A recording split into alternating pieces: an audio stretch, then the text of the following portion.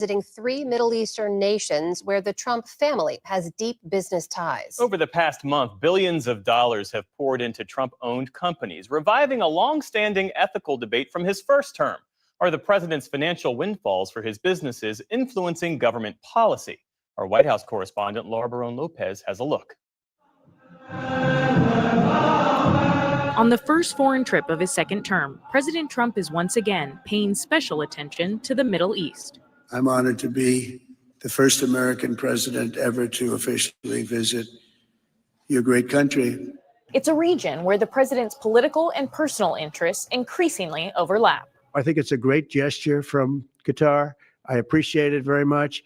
The president's meetings in Qatar come just days after saying he would accept a major gift from the country, a new luxury jet to replace Air Force One. I would never be one to turn down that kind of an offer. I mean, I could be a stupid person, say, no, we don't want a free, very expensive airplane. But the jet, worth an estimated $400 million, has set off ethical and legal alarm bells. It's entirely unprecedented.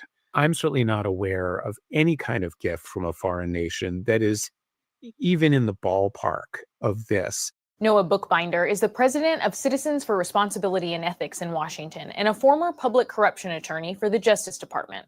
Questions about Trump's potential use of the plane after he leaves office miss the larger conflict, Bookbinder says. Some of these transactions may turn out to be kind of just on the right side of the law. Some of them may well end up violating the Constitution. But even where there is technical legality, where you have a senior government official getting personal benefits from people who have every reason to want to influence their policy decisions, that's inherently corrupt. Trump placed his business interests in a trust controlled by his eldest son, Donald Trump Jr., rather than a blind trust like most modern presidents. But the jet is just the latest in a series of actions taken by the president and the Trump Organization, run by two of his sons, Donald Trump Jr. and Eric, that flout ethics norms or enrich the Trump family. The family's budding cryptocurrency empire is at the top of that list, with some analysis estimating the president's crypto holdings now represent roughly 40% of his net worth. I believe that the crypto world is going to take over those big banks. I think it's going to leave them in the dust. And I think it's going to change our modern financial system forever. At a recent auction of Trump's cryptocurrency, bidders spent nearly $150 million on Trump's meme coin, a form of cryptocurrency typically inspired by viral trends or endorsed by celebrities. The reward? For the top 220 bidders, a private gala with President Trump at his golf course just outside of Washington, D.C. And the top 25 will receive even more exclusive access to the president, including a special VIP tour of the White House. The profits from it go in large part to Donald Trump, both when the value of the coin goes up, but also there are transaction costs that he profits from when people buy and sell these coins. According to recent estimates, the Trump family and its partners have made some $320 million in trading fees since the president's meme coin launched. 4 months into his second term, Trump and his family are rapidly finding new ways to potentially profit off of the presidency. If foreign governments or wealthy individuals want to curry favors with the president, there are 4 main avenues for them to do it: cryptocurrency, new real estate deals, Trump Media, which runs the president's social media app True Social, or direct payments at social clubs, hotels, and golf courses run by the Trump family.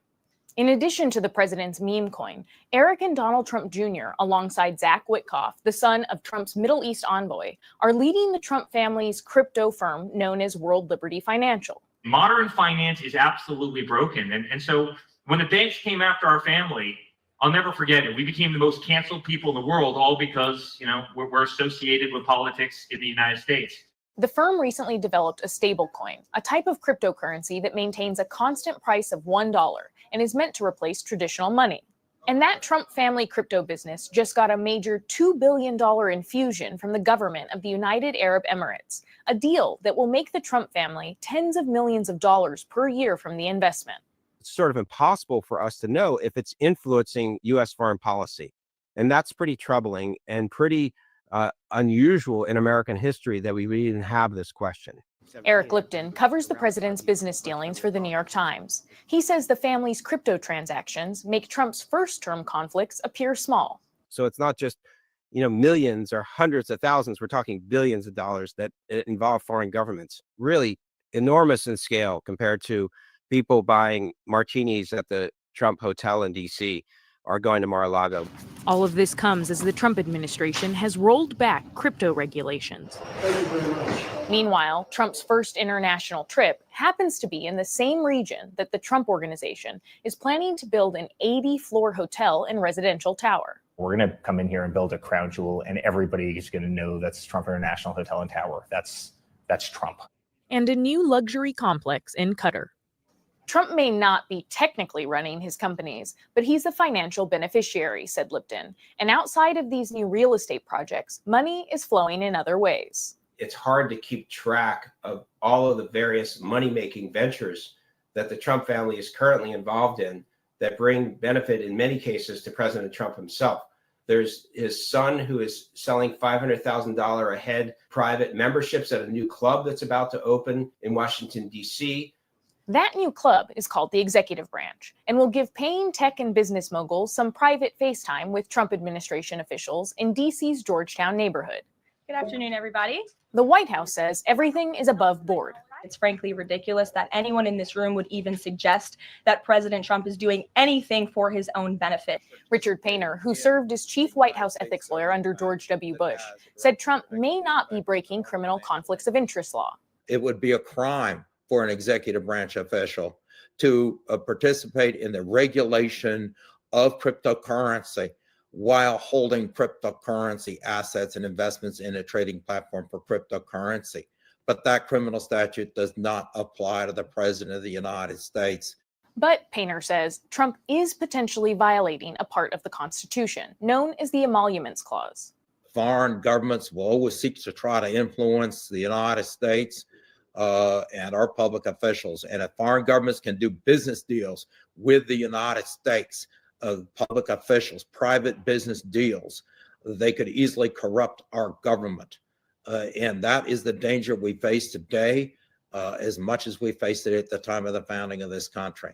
The Founding Fathers, concerned that elected officials could profit from leadership, wrote a clause in the Constitution that prohibits the nation's leaders from accepting gifts, titles, and funds from foreign governments. I'm going to leave it to the administration. They know much more about the details. Meanwhile, Republican lawmakers have largely brushed aside Trump's new overseas business deals and his growing cryptocurrency empire. Look, there are authorities that police executive branch ethics rules. I'm not an expert in that. Whatever the President Trump is doing is out in the open. They're not trying to conceal anything. As for Qatar gifting a luxury jet, some of Trump's top MAGA allies were less forgiving. Taking sacks of goodies from people who support Hamas, the Muslim Brotherhood, Al Jazeera, all the rest. That's not America first. If you want President Trump to succeed, this kind of skeezy stuff needs to stop. The accountability for the president will come from Congress or not come from Congress.